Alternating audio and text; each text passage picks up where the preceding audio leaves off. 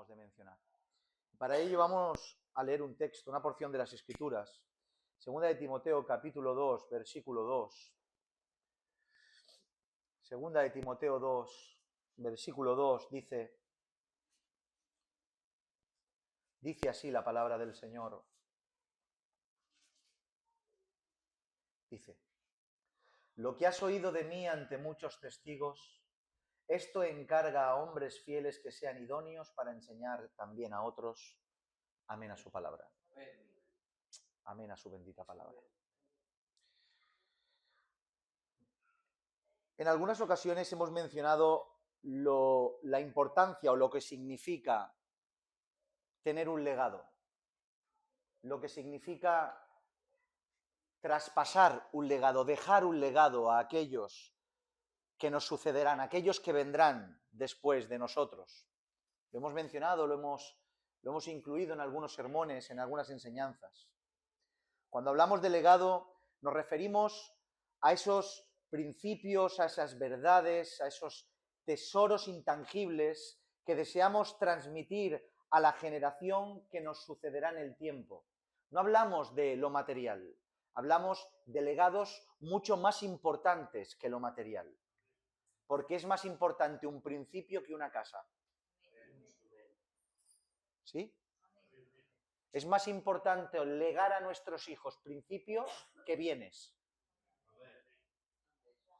Los bienes son perecederos, los principios se mantienen generación tras generación. Y hemos hablado de esto.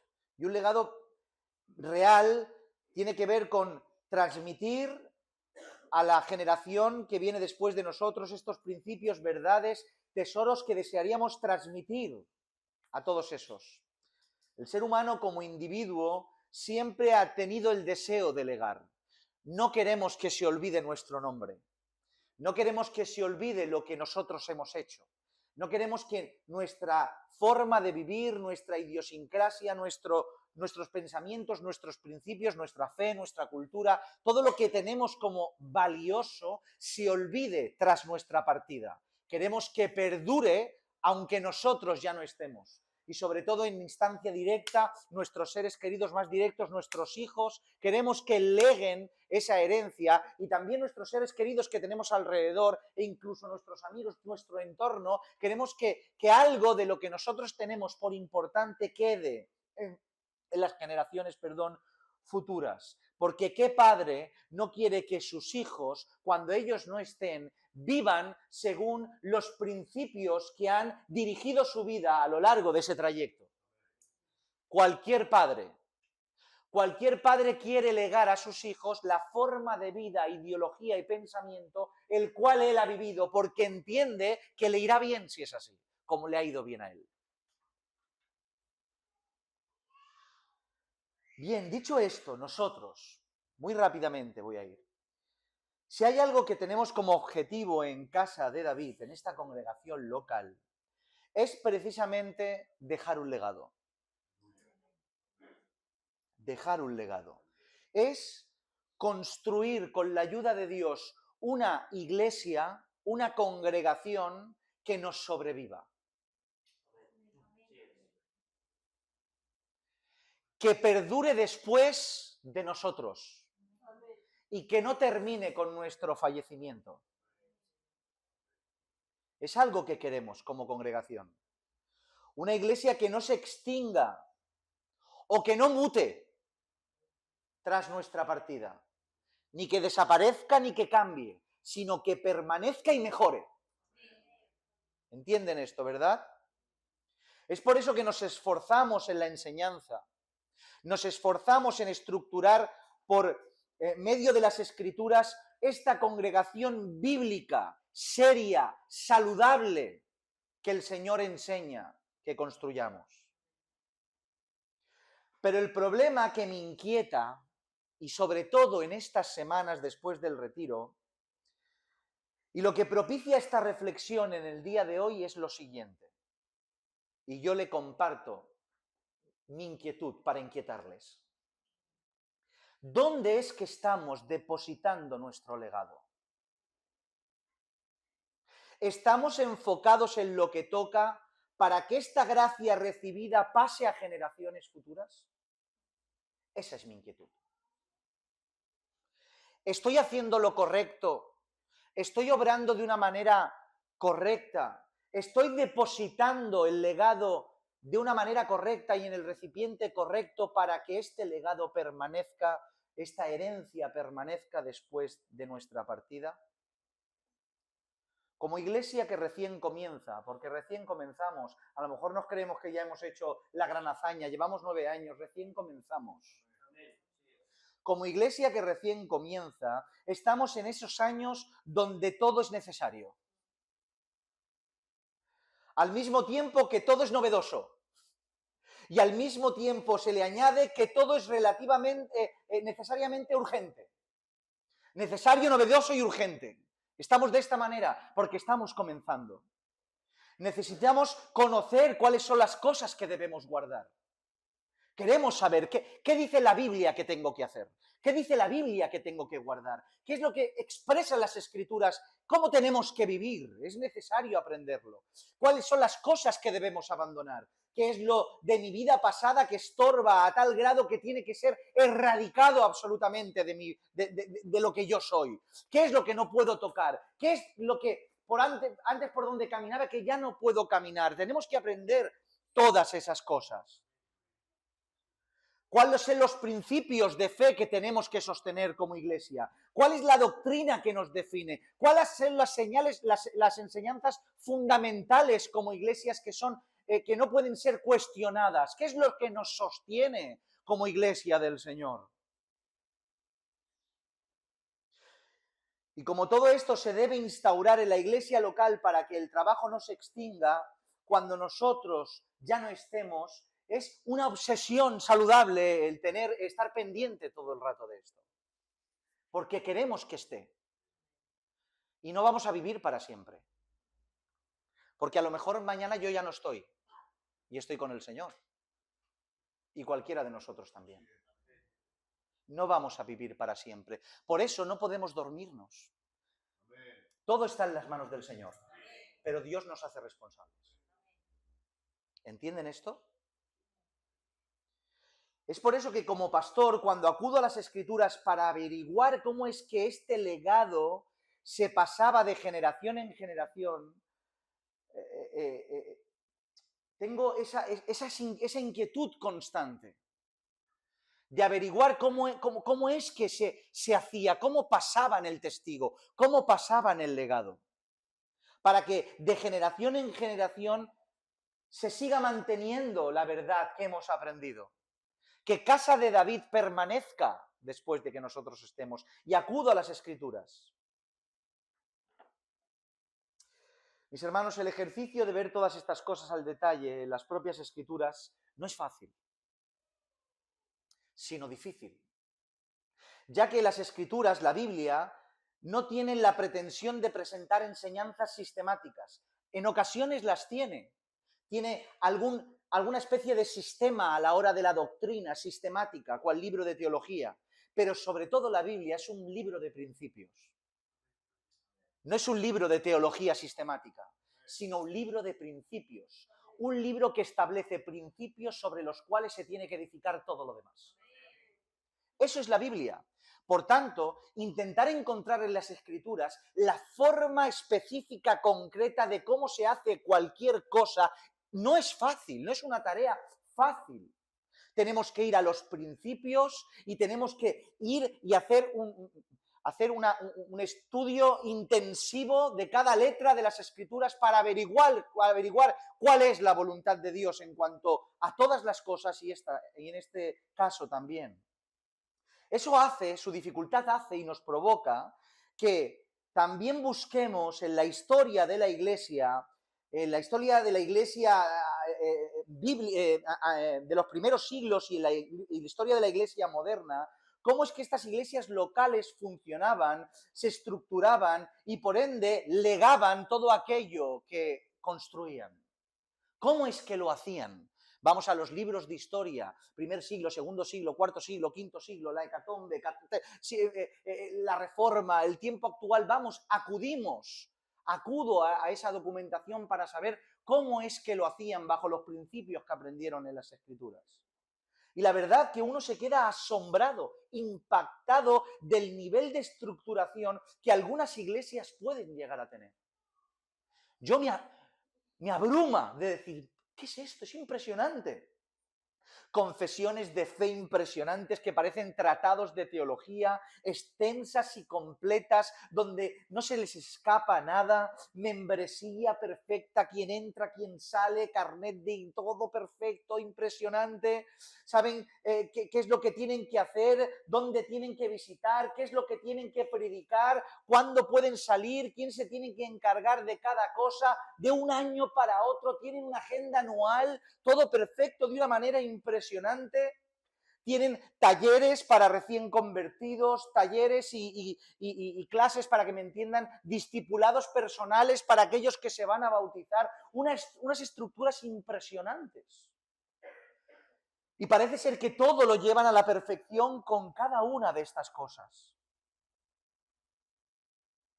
Pero lo que me inquieta en mi corazón en este tiempo, y que se ha incrementado en estas semanas, es que quizá, aunque todas estas cosas son, escuchen bien, aquí no se me confundan, todas estas cosas me parecen maravillosas y con un valor elevado en medio de la congregación local, quizá todo esto provoca que el foco se ponga en el lugar inapropiado, llegando a confiar en la estructura, haciendo de la estructura el depósito de nuestro legado.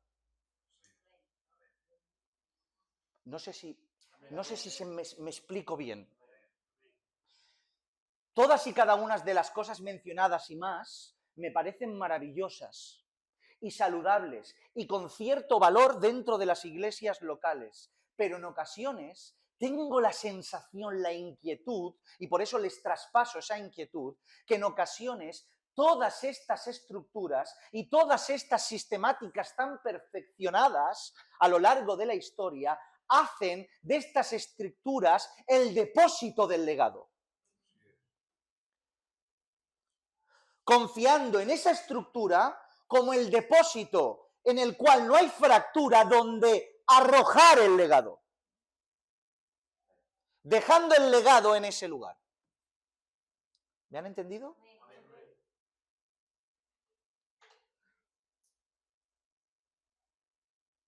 Nosotros, una vez más, como iglesia que comienza, tenemos un deseo profundo por estructurarnos. No queremos estar saltando, dando botes sin saber lo que hacer. No es de Dios el desorden. ¿Sí? No es de Dios el desorden. Queremos estructurarnos. Y nos esforzamos por hacerlo, por tener todas las herramientas y respuestas para la vida de la congregación, según las Escrituras. Y a la vez que cuando nosotros ya no estemos, todo aquello que hemos dejado perdure para las generaciones futuras y que sepan cómo encomendarse en los caminos del Señor, en la iglesia del Dios viviente, que sepan qué hacer, que sepan qué contestar, que sepan cómo actuar, en qué página de la Biblia mirar cuando tengan que tomar una u otra decisión. Queremos estructurarnos. Pero como decía, puede que la obsesión con la estructura de la iglesia nos separe del objetivo en sí, por tener el foco donde no toca. Qué extraño es esto, ¿eh? Queremos una iglesia fundamentada en las Escrituras. Y por eso enseñamos y establecemos las normas pertinentes para formar parte de esta membresía. No somos una iglesia que cada uno puede pensar lo que quiera o hacer lo que quiera, que va. Establecemos una estructura y llevamos 9 años presentándola y tenemos principios que conocemos, que sabemos qué nos define. Somos una iglesia, podemos enunciar algunas cosas, somos una iglesia que no se fomenta bajo la bandera de una cultura. Lo hemos establecido del día 1. Esto no es una iglesia cultural. Esto no es una iglesia de cultura gitana, cultura latinoamericana, cultura... No, esto es una iglesia de Cristo, donde cabe toda raza, todo color. Lo intentamos con todas nuestras fuerzas estructurar una congregación así. Es una congregación que ha entendido que la idolatría no murió en el Sinaí. Que la idolatría sigue vigente. Y que no podemos hacer como nada pasara y vincularnos y mezclarnos con todas las festividades paganas y toda la forma idolátrica de vivir que tiene la sociedad e incluso muchas iglesias. Somos una iglesia que apuesta por la santidad y que entendemos que la perfección que demanda el Señor, aunque es extrema, es posible porque Él la demanda y nos la capacita. Y queremos vivir de esta manera. Somos una iglesia que entiende que la ley no ha sido abrogada, que sigue vigente. E indagamos en ella qué es lo que nos toca a cada cual para vivir y glorificar a Dios. ¿Entienden esto? Por tanto, nos fundamentamos en las Escrituras. Y queremos establecer la enseñanza para estructurarnos. Todas estas cosas las intentamos llevar a cabo, no obstante, tengo otra vez la sensación de que el depósito de todos estos principios recaen más sobre la iglesia que sobre la persona. Sé que es un poco ridículo y difícil de entender y de pensarlo, ya que la iglesia la componen personas. Pero en ocasiones es como si lo entendiéramos como dos entes diferentes, la iglesia y la gente. Y espero que me entiendan de verdad. Lo entendemos como dos entes diferentes, la iglesia, esto y la gente, y nosotros. Es absurdo, pero a veces tengo la sensación de que se entiende así.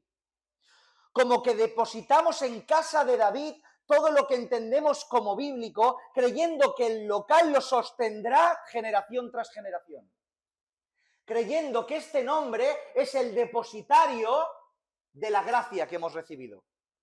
Diferenciando el nombre de nosotros. Haciendo diferencia del local y de lo que es esto y lo que representa de la membresía que compone el local. Pero el foco no tiene que estar en el nombre. Lo voy a volver a repetir, el foco no tiene que estar en el nombre. En la sede, en el registro civil, en el Ministerio de Justicia, en la denominación. El foco y el legado tiene que estar en su membresía. Ya que la iglesia local no es esto. La iglesia local es usted. ¿No lo creen? La iglesia local no es esto. Entiendan esto. Si ahora nos trasladaran en medio de la carretera y los coches pisaran el freno porque estamos 50 locos o 60 los que seamos ahí en medio haciendo culto, la iglesia estaría en medio de la carretera. Y aquí no estaría la iglesia, sino allí. Porque la iglesia no es el local. La iglesia no es el nombre. La iglesia es usted.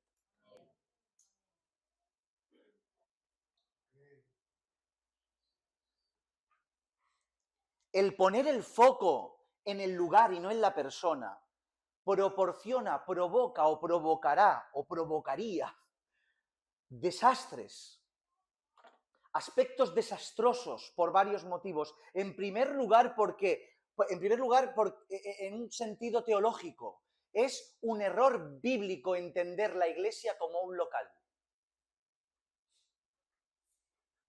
Ya que comprender el concepto de iglesia local como algo paralelo o separado del individuo es un error doctrinal absoluto, ya que las Escrituras enseñan que la iglesia no son lugares, la iglesia son personas. El término eclesía tiene que ver con los llamados afuera y está desde que Dios llamó a su pueblo y los convocó en el desierto. Cuando salieron al desierto, se utiliza esa palabra en el hebreo, los llamados afuera. La eclesía, aquellos que salieron bajo la orden convocatoria del Omnipotente. Esa es la iglesia del Señor, los llamados afuera del mundo, estén donde estén. Es por eso que aunque entendemos lo que hablamos cuando decimos vamos a la iglesia, lo entendemos, mis hermanos, no hay un problema, lo entendemos, nos vamos a la iglesia, Aún así, aunque lo entendemos, es una mala expresión, ya que es la iglesia donde va a reunirse a un local. La gente no va a reunirse a la iglesia va a congregarse a un local. Este pensamiento es el que se arraigó en el mundo católico romano, entendiendo la iglesia como una sede, como una institución, como algo más grande que la gente. Nadie puede ir contra la Santa Iglesia, dicen, separando la sede de la persona, haciendo de un lugar y de una institución y de unos títulos la Iglesia de Cristo, cuando la Iglesia de Cristo es aquella viuda que viene a poner 2 blancas a la cesta.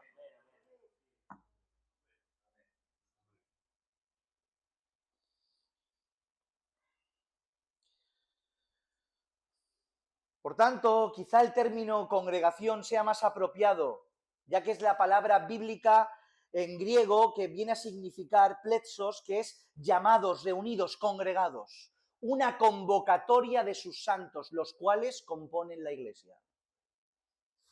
Porque la iglesia no es el local, la iglesia son las personas. Es por eso que cuando leemos el mandato que nos enseña la Escritura de no dejar de congregaros como algunos tienen por costumbre, no se trata de no dejes de venir a un lugar, sino no dejes de estar en comunión con aquellos hermanos y hermanas que Dios ha puesto en tu camino para caminar. Y estos hermanos y hermanas no puedes dejarlos, tienes que estar con ellos. ¿Y a dónde se reúnen? En un lugar en concreto, donde la iglesia se reúne y se le llama congregación. Porque la iglesia no es el local, la iglesia somos nosotros. ¿Entienden esto? Por tanto, ya el hecho de separar la congregación de la gente tiene un error teológico, un error doctrinal. El segundo tiene que ver con la responsabilidad, y este es importante. Ya que cuando pongo el foco en depositar las verdades en una institución, en un lugar, en una iglesia, en un nombre, corro el peligro de dejar la responsabilidad en el lugar donde me congrego y no en mi propia persona. Aprendo mucho, sé mucho. Hoy tengo un conocimiento impresionante de lo que se debe y lo que no se debe hacer, pero ese conocimiento lo deposito en el lugar. La responsabilidad recae sobre el nombre, pero no sobre la persona. Puedo hablar de lo que es Casa de David y lo que Casa de David enseña. Puedo hablar de lo que hacemos en la congregación, del orden que intentamos tener, del temor de Dios que se intenta tener, del decoro, del respeto hacia las Escrituras. Pero ¿puedo hablar, pregunto yo, ¿puedo hablar de la misma manera que hablo de mi iglesia? ¿Puedo hablar de la misma manera de mi vida? Yo estoy seguro que nos podemos ir fuera y si nos preguntan qué somos como Casa de David, puede sin ningún tipo y quizá con orgullo, un orgullo sano, si se puede decir, de reivindicar lo que somos y decir lo que queremos hacer. Pero la pregunta es, ¿puedo dejar de alguna manera, no al margen porque es mi iglesia, es donde yo me congrego, pero decir lo mismo de mí? Yo guardo esa misma santidad, yo quiero esas mismas verdades, yo guardo ese mismo recato, ese mismo temor por las Escrituras, me aparto de todo lo que ahí se enseña. ¿Puedo hablar de mí como hablo de mi iglesia? ¿Entienden el problema? Cuando sí que se puede, con humildad, no como altanería, sino como ejemplo, cual los siervos de Dios y los hombres de Dios en las Escrituras, si puedo hacerlo es porque el legado no está en el lugar, porque el legado está en mí.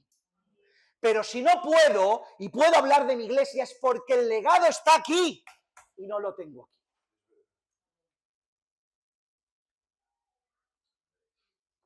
¿Entienden esto? Otro de los problemas que tiene cuando hacemos esta separación extraña entre la gente y el lugar es que fomentamos la división. Y yo no estoy hablando de estar unidos con personas que reniegan las Escrituras y quieren ir conforme al deseo de sus concupiscencias, no. Pero fomentamos la división entre otras diferentes congregaciones locales, ya que como el depósito está en el lugar, no hay hermandad entre los hermanos. Son iglesia fulanito de tal, iglesia menganito de cual, la iglesia de no sé dónde, y son sedes diferentes que nos separan y no nos unen.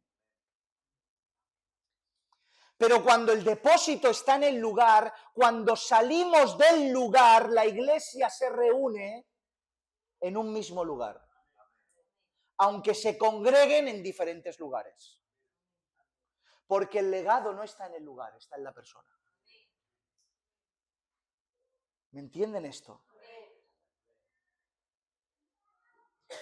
Y un último motivo, y es el que estamos intentando reflexionar y hacer énfasis en el día de hoy, es propiciar con este pensamiento que el legado no se quede en el lugar, sino en las personas. Ese es el principio que permea todo esto. Depositar todo mi conocimiento, mi esfuerzo, todos los principios, todo el temor, toda la lucha en la congregación, pero ignorando que la congregación no es el local, no es la institución, sino yo mismo. Por tanto, cuando pase el tiempo, el legado se quedará en algo y no se quedará en alguien. Y si el legado se queda en algo, el legado se pierde o se muta. Pero si el legado se queda en alguien, permanece. Porque mientras que los legados que se quedan en los nombres, Iglesia Bautista de no sé dónde, Iglesia Reformada de no sé dónde, el legado se queda ahí y el que viene nuevo lo cambia, lo altera, se olvida. Pero si el legado queda en la persona, el proyecto no es de los hombres, sino del cielo. Porque eso es lo que nos enseña la Escritura, ¿o no? O estoy divagando y estos pensamientos en voz alta están errados en esta tarde. Si es así, espero que me lo digan. Las Escrituras nos enseñan que la vida de Dios, en primera instancia, sobre todo, es personal. ¿O no? Es personal. Tenemos un Dios personal. Una relación personal. Orando decían que Dios es omnipresente. Por supuesto que es omnipresente. Necesariamente. Porque tenemos un Dios personal que trata personalmente con cada uno de los redimidos. Y todo es personal. El pecado es personal. Ya que todos pecamos y todos estamos destituidos de la gloria de Dios. El pecado no se hereda. Porque hayas tenido unos padres malvados que han renegado la voluntad de Dios, no significa que salga un hijo que se vuelva al Creador. Porque el pecado no se hereda, pueden heredarse las consecuencias. Puedes nacer en un hogar con consecuencias catastróficas que de alguna manera condicionan al individuo donde nace. No es lo mismo nacer en un país sin recursos o vendido a la idolatría que quizá en un país europeo donde el cristianismo está vigente de alguna manera. Entiendo las diferentes dificultades, pero el pecado es personal. Dios no juzgará a nadie por el contexto o por otro, sino por el pecado individual de cada cual. De la misma manera que la salvación también es personal, porque el pecado no se hereda, pero la salvación tampoco. Porque ya hubiera sido tu padre Abraham, o el apóstol Pablo, o Moisés, si cualquiera de nosotros peca delante del Señor, se va al infierno. Porque cada uno individualmente tenemos que arrepentirnos de nuestros pecados. Mis hijas no se salvarán porque yo sea pastor de casa de David, porque sea cristiano desde hace 20 y tantos años, sino que tienen que arrepentirse de sus pecados y volverse al Todopoderoso y creer en Cristo. Un llamamiento personal. La vida en santificación también lo es, ya que nadie puede vivir por mí. Soy quien tengo la responsabilidad de hacer lo que toca y no me puedo escudar detrás de la ignorancia. Es que no me lo enseñaron, aprende. Tienes una Biblia, lee, busca, ora, pídele al Señor dirección. No te excuses con que no te enseñaron. No nos excusemos con que estamos en un lugar, en una iglesia donde los pastores no dicen nada. Estudia las Escrituras, que el Señor te dirá lo que tienes que hacer. Porque la santificación, la que corre por nuestra cuenta, la que el Señor nos exige es personal, tenemos que hacerlo nosotros. Por gracia siempre, pero bajo nuestra responsabilidad. Esa vida personal en relación con Dios es aquello que se aporta a nivel congregacional. Lo personal hace que cuando se junte, se forme la iglesia del Señor, individuo a individuo. La congregación la componen no una serie de cosas, ni una serie de principios estructurales, sino una serie de personas. Y la suma de estas personas componen lo que se conoce como la iglesia de Cristo. Diferentes caracteres, vidas, dificultades, dones, talentos, cualidades, suman a la iglesia de Cristo, siendo Él la cabeza de todo. Aleluya. Como dice la Escritura, miembros individuales y diferentes, pero que componen un mismo cuerpo. Esa forma de existencia y convivencia provoca la consecuencia de lo que llamamos en la Escritura una congregación local. En base a estas diferentes cualidades y responsabilidades, se va paulatinamente construyendo lo que se conoce como iglesia. Y esto implica normas, enseñanzas, etcétera, etcétera, estructura. Pero una estructura que no se deposita en un lugar, una estructura que se deposita en las diferentes personas que la componen. Cuando yo vengo a la iglesia, no vengo a una estructura hecha de ladrillos. Vengo como ladrillo a encajar entre los demás ladrillos. Como ladrillo a ponerme en un cacho de ese ladrillo, porque todo el mundo tiene hueco.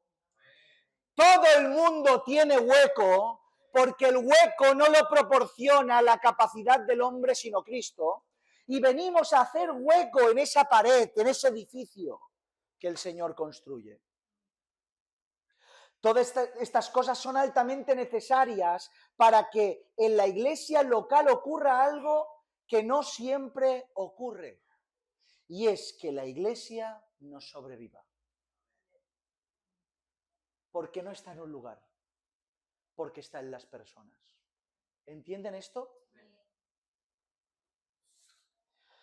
Vivimos tiempos en que las congregaciones locales mantienen su identidad durante el tiempo que la generación que la fundó o la reivindicó permanece. Y cuando esta generación desaparece, como el esfuerzo de esa generación fue en construir un local depositario del legado, aquellos que vienen sin legado lo destruyen.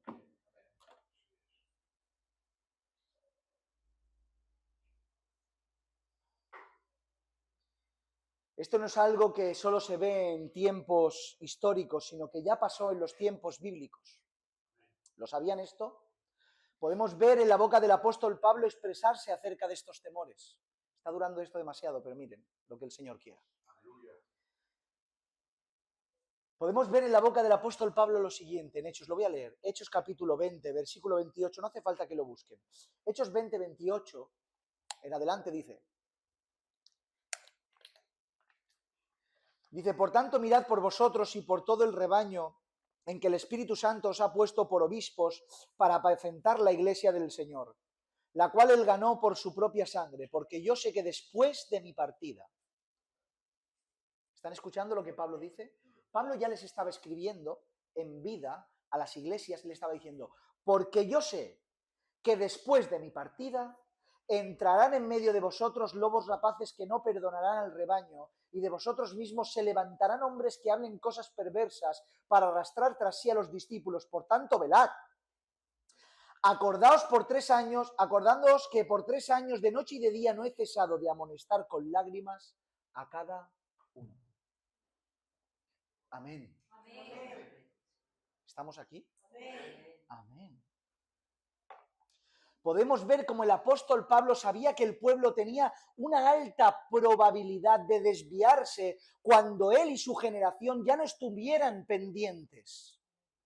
Ya no fueran esos discípulos directos de los discípulos, sino que hubiera una generación que no vivió con ellos directamente, tenía temores. Y por desgracia es exactamente lo que ocurrió, y a las pruebas históricas nos remitimos, ya que ninguno de nosotros estamos exentos del conocimiento de lo que ocurrió siglo tras siglo en la Iglesia de Cristo, de cómo se fue degradando generación tras generación. Asimilación, mezcla, abandono de la ley, rechazo a todo lo que Dios estableció y estructuró. Construcción de un cristianismo alejado de la verdad. Todos ustedes saben.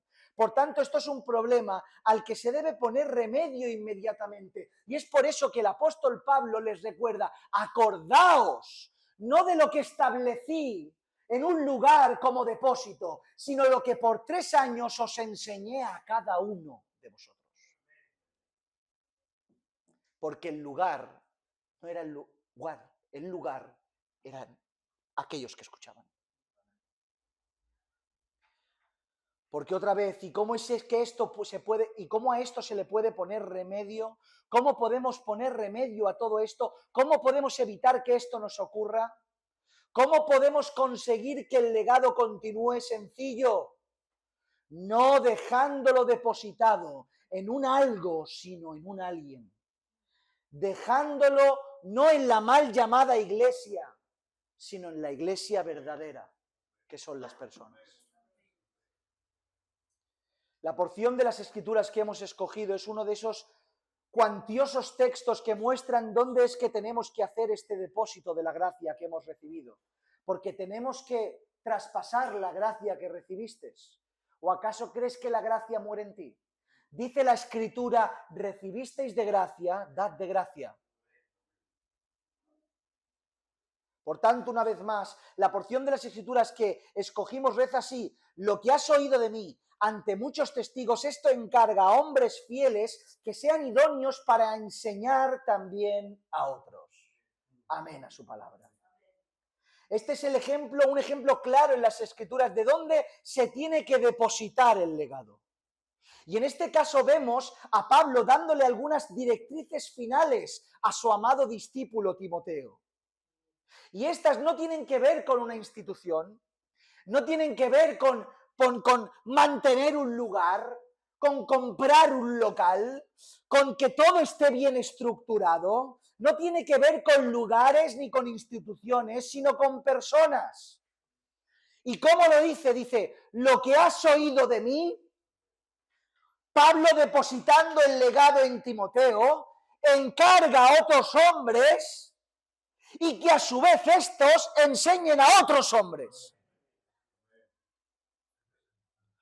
Porque en ocasiones perdemos el foco y creemos que nuestro discípulo es la iglesia local, cuando los discípulos son la gente. Cuando el Señor comisionó a sus discípulos, ¿qué les dijo? ¿Id a construir iglesias? ¿Qué les dijo? Id y haced discípulos a todas las naciones, porque ¿cómo se llaman estos? En un iglú, solos, con una Biblia y pescando en el hielo, está su iglesia. Cuando ese del iglú se arrepintió de sus pecados y creyó en Cristo. Esto no es una apología a no acudir a la iglesia local, sino todo lo contrario, que la iglesia se congregue. Pero que no hagamos depositario al lugar, que hagamos depositario a las personas.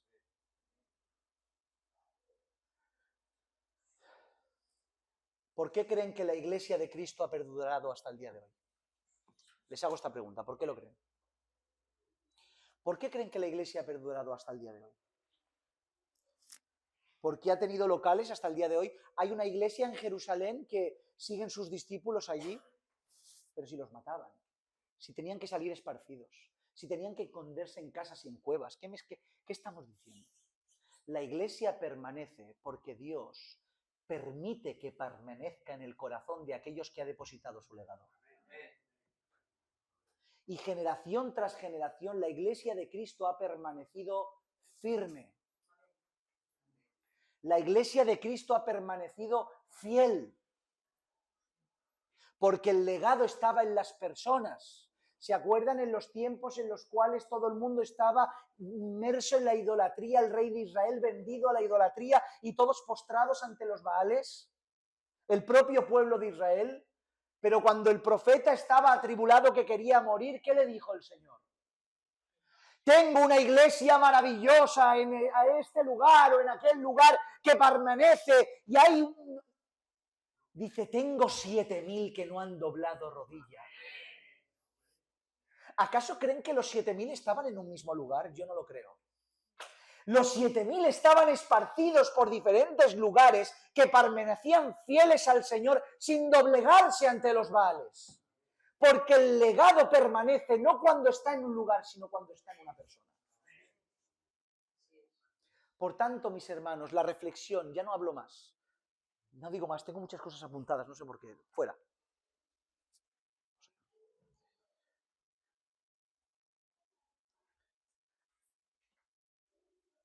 La inquietud es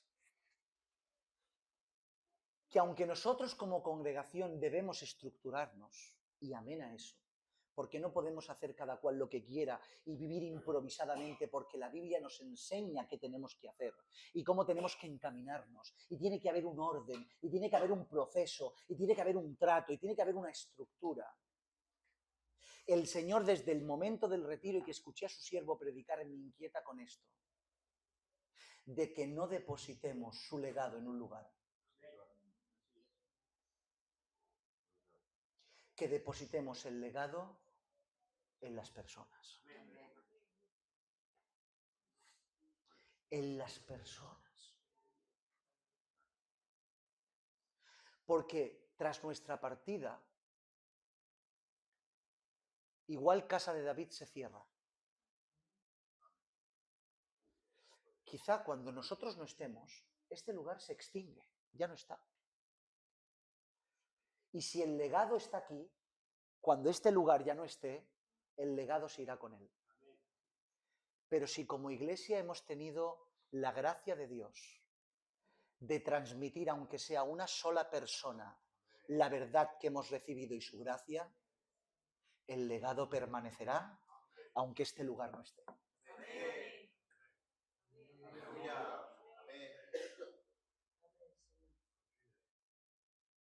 Al mismo tiempo que me impacta, me da shalom esta idea.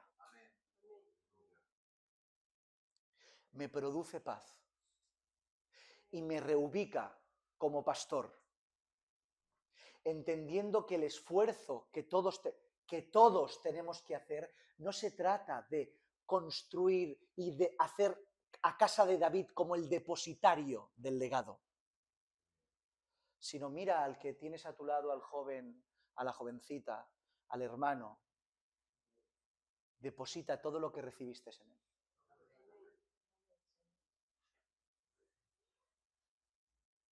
Seamos más responsables con el prójimo que entra, con los niños que vienen, con nuestros propios hijos, con aquellos que nos tienen que suceder.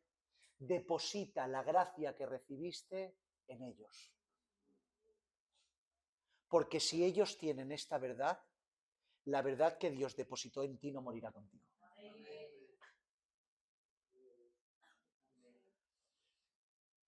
Porque el legado no está en los lugares.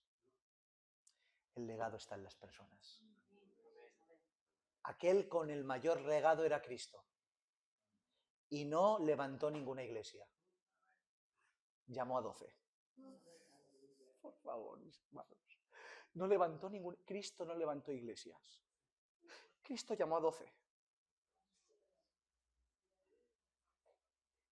Y tenía completa seguridad ante un Sanedrín y ante una institución y ante una idolatría y ante el imperio sinagogal de Jerusalén. Él no hizo una iglesia más grande. Él engrandeció el corazón de 12 Porque el legado no está en los lugares, el legado se queda en las personas. Y esta era la reflexión que quería compartir, que me inquieta en mi alma desde que escuché predicar a su siervo. Y doy gracias al Señor, que el Señor reubique nuestra cabeza, nuestra mente y nuestra alma para saber dónde tenemos que poner nuestro esfuerzo y dónde tenemos que dejar nuestro tiempo y dónde merece la pena sacrificarse. No nos sacrifiquemos por un hombre, sacrifiquemos por un legado que tenemos que depositar a otro para la gloria de su nombre. Inclina tu cabeza, oremos al Señor.